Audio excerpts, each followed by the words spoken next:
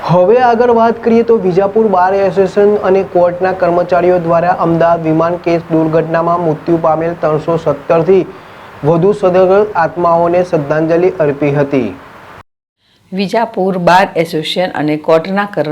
કર્મચારીઓએ બાર કોર્ટે હાલમાં અમદાવાદ વિમાન ક્રેશમાં પૂર્વ મુખ્યમંત્રી વિજયભાઈ રૂપાણી સહિત 317થી વધુ મૃત્યુ પામેલ સદગત આત્માને શાંતિ માટે પ્રાર્થના કરી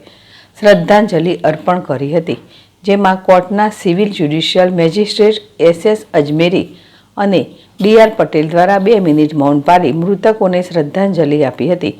જ્યારે બાર એસોસિએશનના પ્રમુખ કૃણાલ P. બારોટ દ્વારા શોક ઠરાવ પસાર કરવામાં આવ્યો હતો અને મૃતકોના દિવ્ય આત્મા માટે પ્રાર્થના કરવામાં આવી હતી, જેમાં સરકારી વકીલ MM ગોરી તેમજ સિનિયર વકીલો સહિત જુનિયર વકીલો તેમજ વકીલ મંડળના તમામ સભ્યો, કોર્ટના કર્મચારીઓ સહિત ઉપસ્થિત રહ્યા હતા। આ અંગે બાર એસોસિએશનના પ્રમુખ કૃણાલ બારોટ અને RM બારોટે જણાવ્યું હતું કે ગત રોજ અમદાવાદ એરપોર્ટ ઉપરથી લંડન તરફ જતી એર ઇન્ડિયાની ફ્લાઇટ દુર્ઘટનામાં પૂર્વ મુખ્યમંત્રી વિજયભાઈ રૂપાણી તેમજ મેડિકલ ઓફિસરો તેમજ સ્કૂલના બાળકો સહિત 241 મુસાફરો કુલ 317થી વધુ લોકો આ દુર્ઘટનામાં મૃત્યુ પામેલ, જેમની આત્માને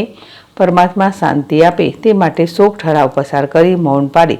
પ્રાર્થના અને શ્રદ્ધાંજલિનો કાર્યક્રમ બાર એસોસિએશન દ્વારા રાખવામાં આવ્યો હતો।